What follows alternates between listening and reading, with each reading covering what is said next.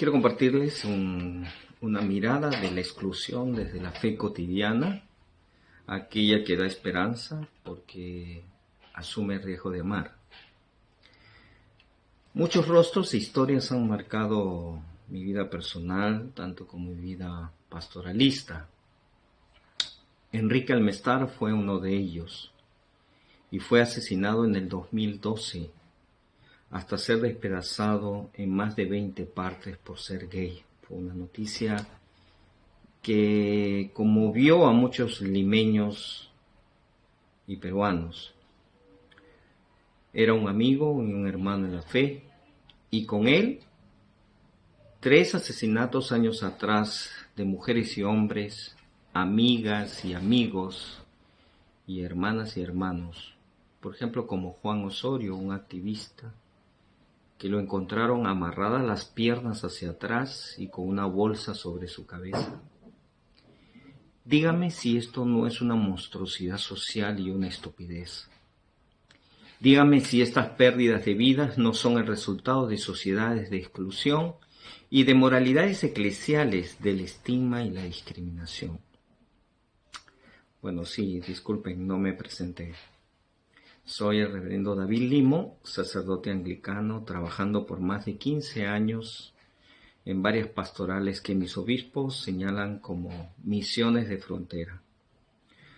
Curioso que trabajar con personas de la diversidad sexual, con personas que viven con VIH, compañeras y compañeros del trabajo sexual, o en el auge de reivindicaciones por los derechos de la autonomía de la mujer, sean considerados asuntos de misiones de frontera. Claro, serán fronteras, pero de la moral oficial, ¿no? Pero estos rostros e historias en realidad son el portal, son la vía de la Missio Dei o de la misión de Dios, es decir, del Evangelio de Jesús. ¿Quién no recuerda las palabras provocadoras de Jesús en el Evangelio de Mateo 21:31? Aquella conclusión de la parábola del padre y de sus hijos en la viña, cuando él dice, en verdad les digo, pues los despreciados llegarán al reino de Dios antes que ustedes. En verdad les digo, pues los despreciados, cobradores de impuestos y las trabajadoras sexuales, las rameras, llegarán al reino de Dios antes que ustedes. La calificación de despreciados no lo quiero tomar, quiero quedarme con el término despreciado. Despreciado de repente hoy, ¿qué significa? A ver, imagínate un ratito.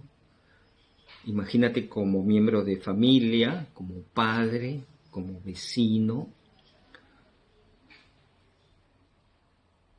como quizás dirigente de una comunidad, quizás como miembro de una parroquia, miembro de ciertos espacios de toma de decisión. ¿Quiénes son los despreciados? No, es una pregunta que nos tenemos que lanzar. Bueno, Jesús dice que ellos llegarán al reino de Dios antes que todos nosotros. Empecé a propósito esta presentación, no conmigo, sino con hermanos y hermanas de la comunidad LGBTI, es decir, lesbianas, gays, bisexuales, transexuales, intersexuales, que viven crímenes de odio, el olvido, que se les niega ser, es decir, su identidad, que no tienen ciudadanía, por eso exigen sus derechos ante el Estado, y que son justamente la razón de las bromas, la burla o el desprecio, hasta de sus propias familias, del barrio y de nuestras parroquias. Miren, las palabras tienen un propósito de enlazarse con otras palabras, crear frases y oraciones para explicar un pensamiento, resumir una experiencia, para darle significado, comprenderlo y finalmente ayudarnos a comunicarnos. Por ejemplo, cuando digo 10, es 10 en numeral y son 10 dedos. muy objetivo, ¿cierto? Pero cuando digo excluido, me refiero en cambio a personas, a rostros, a historias. Entonces, ¿qué es un excluido?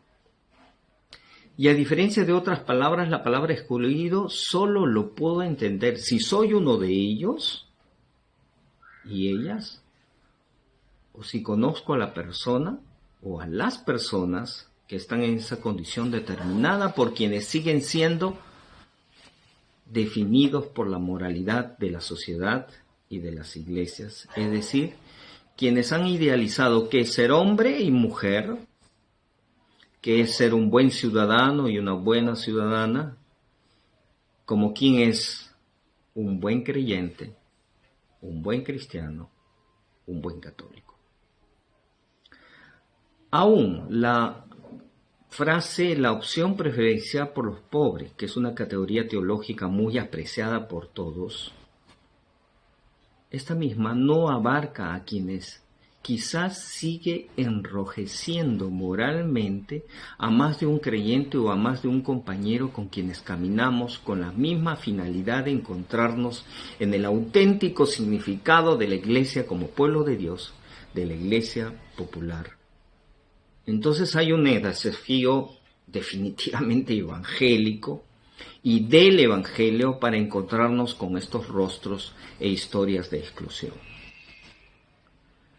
Yo siempre comento una experiencia que también marcó mucho mi vida, que al llegar al Hospital 2 de Mayo aquí en Lima, por causa de el malestar de un parroquiano, un joven de 26 años, Juan Carlos, quien fallecía víctima del SIDA,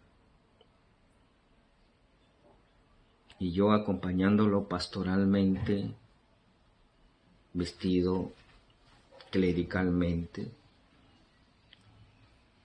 al lado de él, en su cama, en la sala Santa Rosa 2, se me acercó otra persona con su mandil blanco y me saludó. Inmediatamente me increpó y me dijo, con signo de admiración, Padre, qué bien que está aquí en esta sala. Usualmente en esta sala nadie quiere venir porque hay enfermedades tropicales muy contagiosas de TBC y VIH. Por lo tanto, necesitamos personas como usted que esté aquí, porque aquí hay muchas personas que lo necesitan. Yo dentro de mí, tratándole de explicar que no soy un padrecito católico romano, respondí a su consejo y a su saludo y le dije, gracias doctor por animarme a ser parte de todo este compromiso. Y él inmediatamente me contestó y me dijo, no, un ratito, yo no soy doctor. Ah, pero pues usted está vestido de mandil blanco, le digo. No, yo no soy doctor, me dice. Yo soy el capellán del hospital. Soy miembro de la congregación de los de San Camilo. Ah, ok, le digo. Entonces yo inmediatamente también le respondí y le dije, pues mira, yo tampoco no soy un padrecito católico romano. Soy de otra comunidad. Entonces, ambos nos reímos. Ambos nos dimos una sorpresa. Ambos a la primera vista nos confundimos. Ambos a la primera vista veíamos más en qué lugar estábamos y qué hacíamos que en realidad de dónde veníamos y hasta qué identidad tendríamos. Y nos dimos cuenta, y ambos luego fuimos muy grandes amigos, que cobraba más importancia el amor al prójimo y desde el prójimo que darle importancia de quién éramos y de dónde veníamos. ¿Qué quiero decir con esto? Vivir el Evangelio como pueblo de Dios es una aventura permanente. Yo lo veo como una aventura. Y tengo una satisfacción hermosa de estas aventuras porque son encuentros con seres y escenarios maravillosos. Es una aventura permanente del encuentro con el otro y con el gran otro. A veces no es tan agradable, ¿cierto? Porque a veces hay desencuentros, porque establecemos códigos de distancia y de categorizarnos en razón a nuestras diferencias. Porque nos enseñaron que las diferencias son los parámetros para distinguirnos en lugar de apreciarnos. Cuando la diferencia solo es para distinguirnos, entonces por eso tenemos miedos y temores. Parece mentira, pero existe una pandemia de miedos y temores en nuestras sociedades en función a nuestras diferencias. Y esto ocurre entre los mismos cristianos, entre católicos y protestantes, entre luteranos y pentecostales, anglicanos y romanos. ¿Y qué podemos decir con los que no son cristianos? Cuando el Evangelio de Mateo 25 nos afirma, Señor, ¿cuándo te vimos hambriento y te dimos de comer? ¿O sediento y te dimos de beber? ¿Cuándo te vimos forastero y te acogimos? ¿O desnudo y te vestimos? ¿Cuándo te vimos enfermo en la cárcel y fuimos a verte? Y el rey les dirá, en verdad os digo que cuanto hicisteis a uno de estos hermanos míos más pequeños, a mí me lo hicisteis. Bueno, aquí hallamos un camino. Es un camino. Es el camino del Evangelio. Este es el camino a seguir como jesucianos, es decir, seguidores de Jesús. ¿Y a qué me refiero? Es ver en el otro como un portal. Es decir, el acceso a una nueva dimensión. Yo siempre que me levanto, me quedo preguntando, por ejemplo, si mi relación fuera muy fuerte con el que vende el pan, ¿qué historias me contaría? ¿De dónde vendría? ¿Qué episodios de su vida marcaron lo que está haciendo, marcaron sus proyectos? ¿Cómo hubiera sido su vida cuando era joven, cuando era adolescente? Si se dan cuenta, entonces, cada persona es un mundo maravilloso. Y es lo que quiere decir Jesús, es decir, ver en el otro como un portal de otra dimensión que te supera la tuya, que te absorbe inclusive la tuya. Es como un gran portón que nos lleva a nuevos escenarios, a paisajes, a nuevos senderos, inclusive diferente al que teníamos. Encontrarnos con alguien es casi como enrumbar un nuevo camino.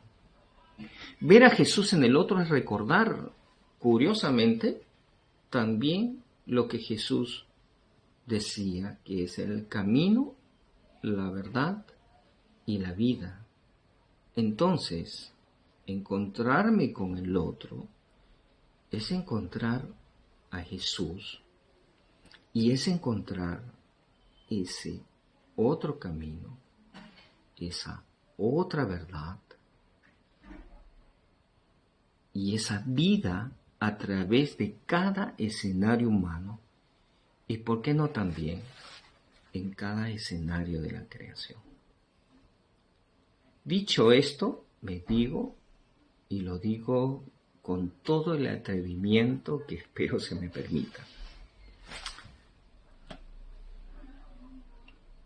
Cuando me acerco entonces a la comunidad LGBTI, a la comunidad de la diversidad sexual y a poblaciones definidas como poblaciones de exclusión,